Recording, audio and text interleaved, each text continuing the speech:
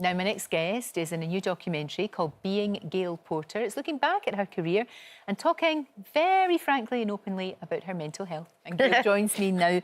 So honest, my love, so honest. And that was important. There's no point in doing it otherwise. No, it was much more tricky than I thought it was going to be, because I knew we were going to sort of go to places that I maybe overlooked and didn't think too much about. But no, it was really good.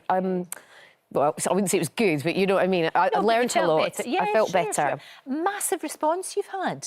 Huge. Yeah. So I'll just say right now, I am trying to get through emails and tweets and Instagram messages, and it's not that I'm being rude. There's just so many people that it seems to have helped. That's great. Which, you know, the guys at Turn and BBC, thank you so much for letting us sort of chat to people and say you're not on your own. Yeah, and actually to talk about your experiences and to say, this is what happened to me, it might help you. Yes, exactly. And it has. And already, you know, like you said, so many people are getting in touch with you, which is great. Was it hard for you to watch? Do you know, I've seen it once, right. When I was doing the voiceover for it, and I did find it quite tricky. So, yeah, I had to sort of disappear a little bit, then come back in again and deal with it. Yeah, because I think you know, we did the 4 or 5 months of filming and then sitting watching it all again. And I do cry an awful lot, Lorraine, you know me. I know, I bet you did. Why wouldn't You've got wee tissues down beside me just in case. No, but it is because you've been through such a lot and you've always been very honest about it. I mean, you know, you were homeless at one point. You had to be sectioned at another point.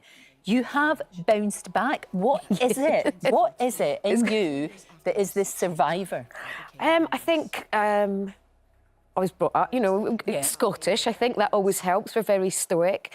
And also the fact that I was embarrassed about certain bits, you know, being homeless and stuff. I didn't really want to discuss that. But I thought, if I can get through this, and also having an amazing daughter. Your daughter's extraordinary and your relationship with Honey is very, very, very strong. Yes. How did she feel about watching it? What did she... Because her opinion is really important. Well, I didn't want her to watch it, and she wasn't there when I was filming, because I didn't want her to... You know, she knows certain bits of it, but she doesn't know all of it. Right. And then she came to my flat...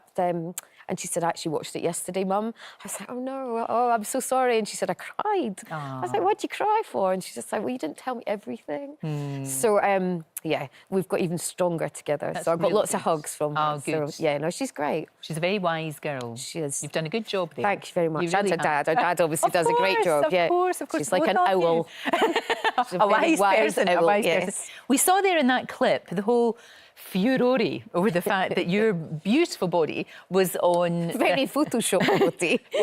was on the House of Parliament. You didn't even know about that. You didn't know that was happening. Well, I knew the picture was taken, obviously, because I was there. You were there, yeah. I was there. You didn't know they were going to do that. No. And also, I didn't know it was going to be on the front cover. I didn't get paid for it. And then I just saw it on the news on BBC. And it cost such a hoo-ha. It seems silly now, doesn't it? It does a bit. How much of a hoo-ha it was. They actually, if you pay attention, they airbrushed my nipple out because apparently it was offensive. Oh, not 100-foot bottom thing going on there. My nipple was offensive, geez. So they airbrushed it out. For goodness sake, how I know. Silly. You did get... there was, though, a lot of negativity about loads, that too. Yeah. And when you're someone like you who's dealing with all these mental health issues and you've got issues of your own, you know, you've battled anorexia, body image, all the rest of it, that's really hard.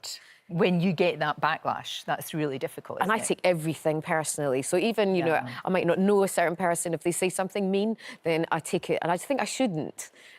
By now, I should, you know, have thick skin. But, you know, I didn't know it was going to be that big. I didn't know it was going to be that massive. And I was kind of thinking it was going to be a wee picture in the middle of a magazine and no one would see it. Not everybody would see it. Sure. My mum just went, she phoned me up, she went, what have you done now? Sorry. Do you know what? I think you should be blinking proud of that. I am now. I think you should be. Absolutely. Why wouldn't you be, for goodness sake? People are so silly about nakedness and about all of that. And it's your body, you know. Exactly, I mean, it's fine. Sake. And it's not, you know, that bottom is not going to stay looking like that for very long, do you know? It's a cracker. What got you through? I mean, obviously your daughter. She's always been your priority all the time. But other things, how do you get the strength to just get up in the morning and continue and say, right, I think now that I speak to my friends more often, because I kept a lot of things to myself and I was too embarrassed to pick up the phone and say, oh, do you know what, I am in a bit dire straits here. So now, after making that documentary as well, we went back to see a lot of my friends who said, why didn't you pick up the phone? Yeah. And so, you know, it's taken me a while to learn, but I know that I've got my friends there, and I know that I can go running in the morning, even if I don't feel like it.